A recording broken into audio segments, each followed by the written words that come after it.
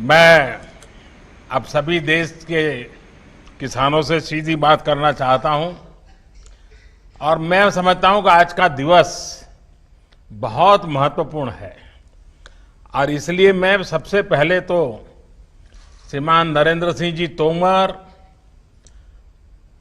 कृषि मंत्रालय के सभी अधिकारी, कृषि विभाग की पूरी टीम, बैंकिंग सेक्टर के मित्र, इन सबको मैं बधाई देता हूं क्योंकि आज छुट्टी का दिन होने के बाद भी बैंक समेत सभी लोग इस कार्यक्रम को सफल बनाने के लिए जुटे हुए हैं और मुझे खुशी है कि कृषि मंत्रालय ने आज का रविवार होने के बाद भी जो दिवस पसंद किया है और उसका कारण बहुत महत्वपूर्ण है, बहुत बड़ा प्रेरक है। आज हल षष्ठी है।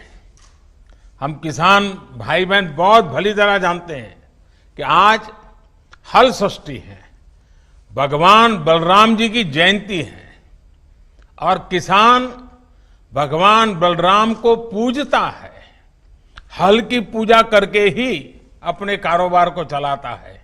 तो ऐसा एक पवित्र दिवस आज एक बहुत बड़ी योजना लेकर के आए हैं।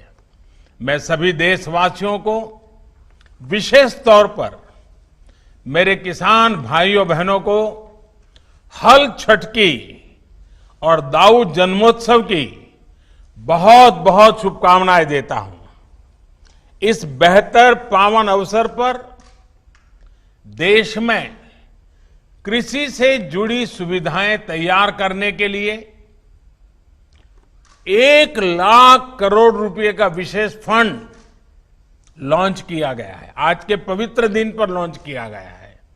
इससे गांवों गांवों में बेहतर भंडारण, आधुनिक कोल्ड स्टोरेज की चेन तैयार करने में मदद मिलेगी और गांव में रोजगार के अनेक अवसर तैयार होंगे। इसके साथ साथ 8.5 करोड़ किसान परिवारों के खाते में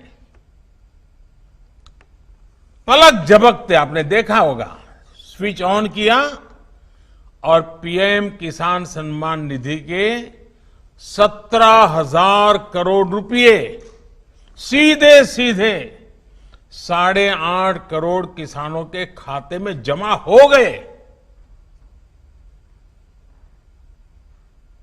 कोई बिचौलिया नहीं, कोई कमीशन नहीं, सीधा सीधा किसान के पास चला गया। संतोष इस बात का है कि इस योजना का जो लक्ष्य था वो लक्ष्य हासिल हो रहा है। हर किसान परिवार तक सीधी मदद पहुंचे और जरूरत के समय पहुंचे, इस उद्देश्य में ये योजना सफल रही है।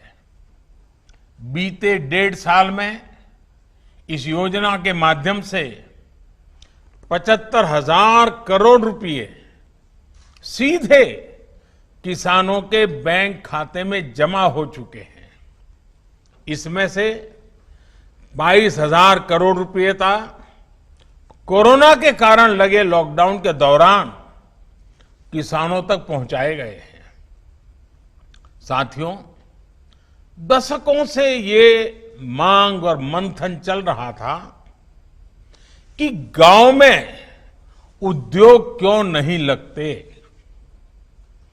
जैसे उद्योगों को अपने उत्पाद का दाम तय करने में और उसको देश में कहीं पर भी बेचने की आजादी रहती है, वैसी सुविधा किसानों को क्यों नहीं मिलती। ये अन्याय किसानों के साथ क्यों हो रहा है। अब ऐसा तो नहीं होता कि अगर साबुन का उद्योग किसी शहर में लगा है तो उसकी बिक्री सिर्फ उसी शहर में होगी। कि साबुन तो देश के हर कोने में, दुनिया में कहीं पर भी बिक सकता है, लेकिन खेती में अब तक ऐसा नहीं होता था। जहां अनाज पैदा होता है तो किसान को स्थानीय मंडी में जाकर के ही उसको बेचना पड़ता था। इसी तरह ये भी मांग उठती रही कि अगर बाकी उद्योगों में कोई बिचौलिए नहीं है तो फसलों के व्यापार में ये बिचौलिए क्यों होने चाहिए। अगर उद्योगों के विकास के लिए इंफ्रास्ट्रक्चर तैयार होता है तो वैसा ही आधुनिक इंफ्रास्ट्रक्चर कृषि के लिए भी मिलना चाहिए। साथियों, अब आत्मनिर्भर भारत अभियान के तहत किसान और खेती से जुड़े इन सारे सवालों के समाधान ढूंढे जा रहे हैं। एक देश एक मंडी के जिस मिशन को लेकर के बीते 7 साल से काम चल रहा था वो अब पूरा हो रहा है। पहले इनाम के जरिए एक टेक्नोलॉजी आधारित एक बड़ी व्यवस्था बनाई गई।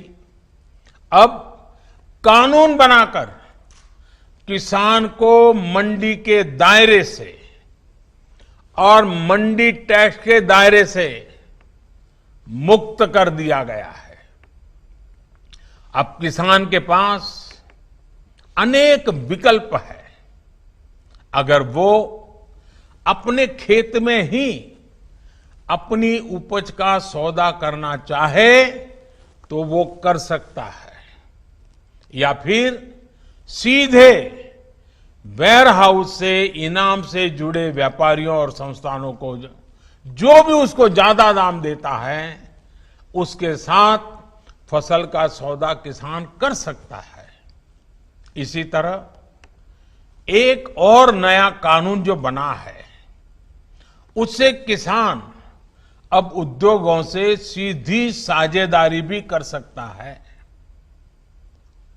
और मैं बताऊं, भारत के उद्योग जगत का जितना निवेश गांव और किसान में होना चाहिए था वो बहुत यानी नगण्य था, मामूली था, और उसमें हमारे कुछ कानून नियम भी आड़े आते थे। अब देखिए, जैसे आलू का किसान चिप्स बनाने वालों से फल उत्पादक यानी बागवान, जूस, मुरब्बा, चटनी, या कोई आयुर्वेदिक पौधे वाले किसान है तो फार्मेसी को, जैसे उत्पाद बनाने वाले जो उद्योग हैं उनके साथ वो पार्टनरशिप कर सकता है। इससे किसान को फसल की बुआई के समय तय दाम मिलेंगे, जिससे उसको कीमतों में होने वाली गिरावट से राहत मिल जाएगी। साथियों, हमारी खेती में पैदावार समस्या नहीं है, बल्कि पैदावार के बाद होने वाली उपज की बर्बादी ये बहुत बड़ी समस्या रही है। इससे किसान को भी नुकसान होता है और देश को भी बहुत नुकसान होता है। इसी से निपटने के लिए एक तरफ कानूनी अड़चनों को दूर किया जा रहा है और दूसरी तरफ किसानों को सीधी मदद दी जा रही है।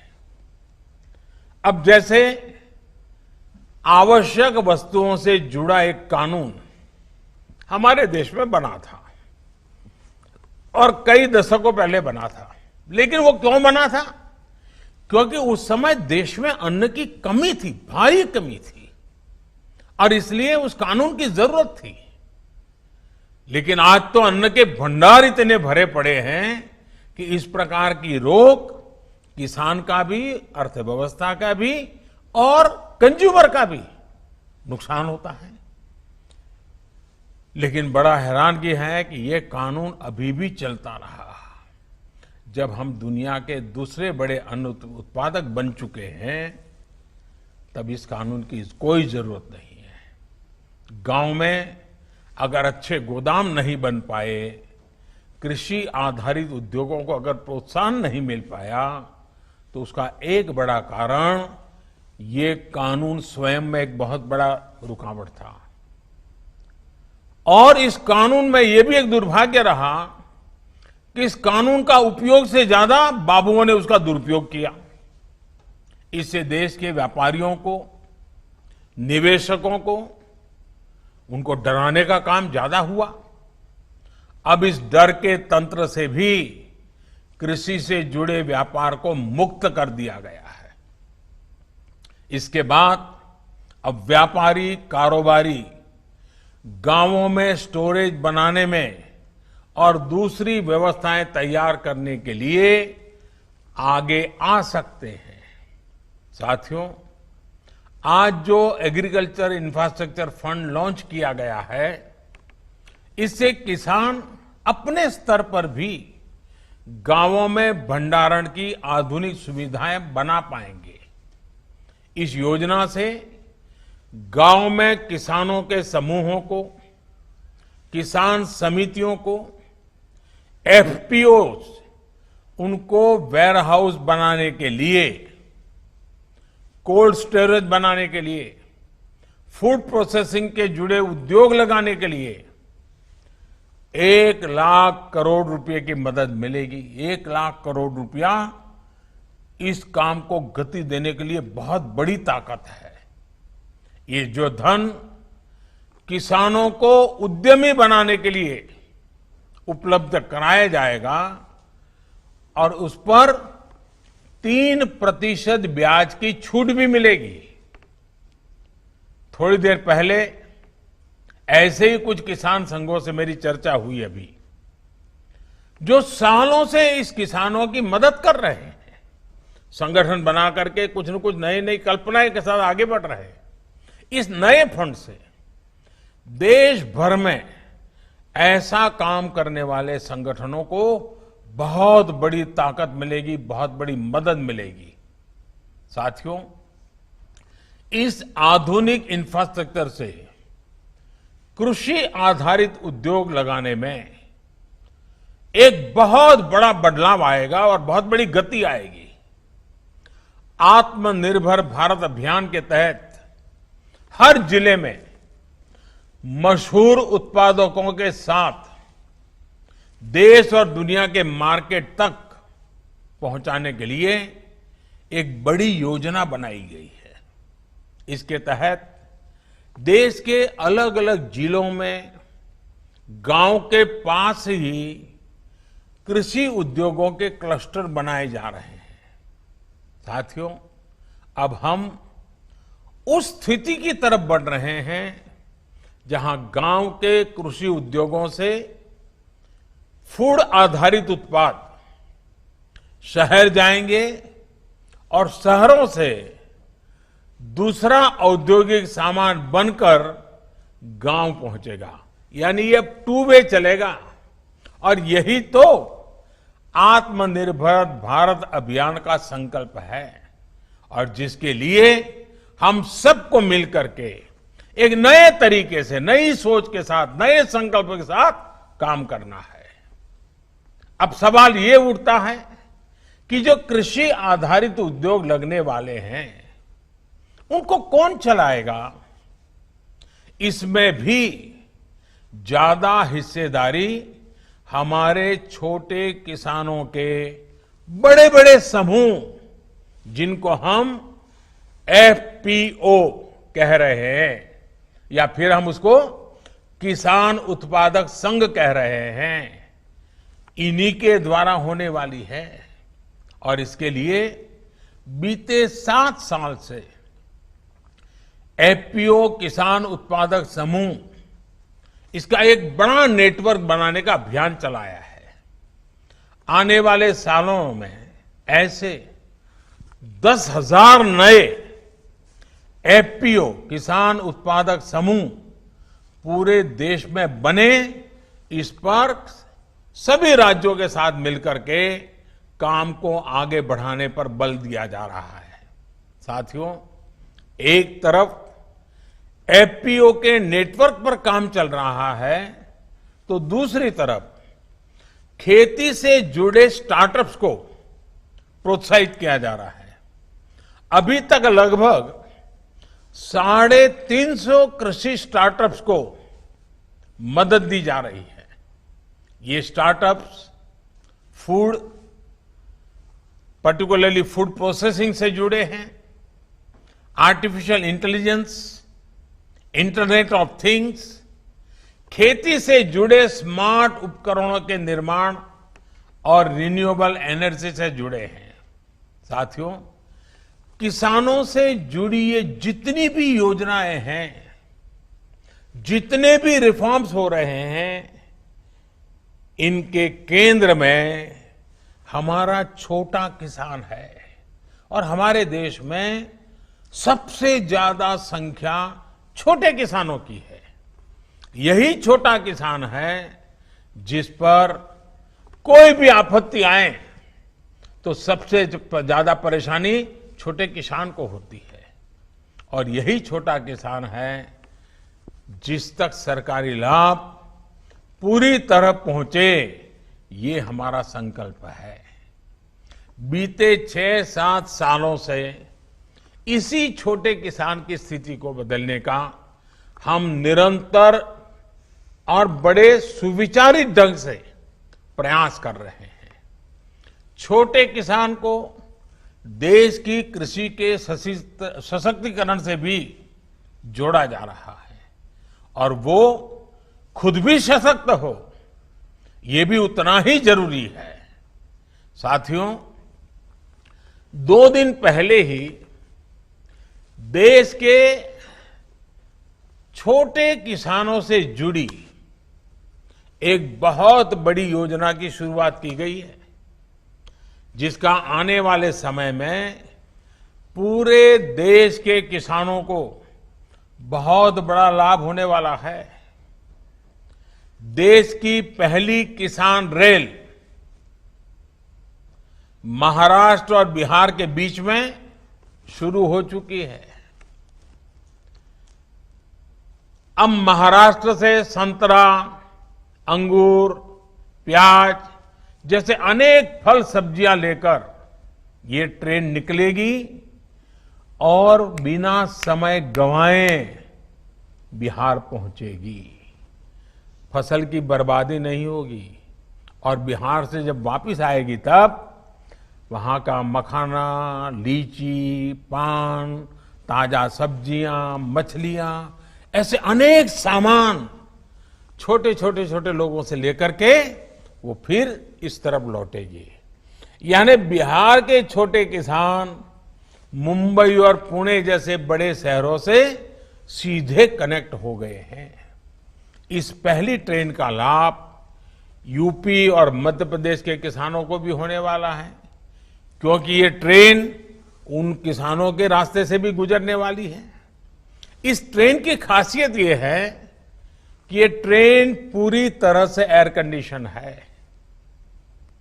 यानी एक प्रकार से ये पटरी पर दौड़ता हुआ कोल्ड स्टोरेज है। ये कोल्ड स्टोरेज ही दौड़ता रहेगा, जाएगा, आएगा, सामान लाएगा, छोड़ेगा।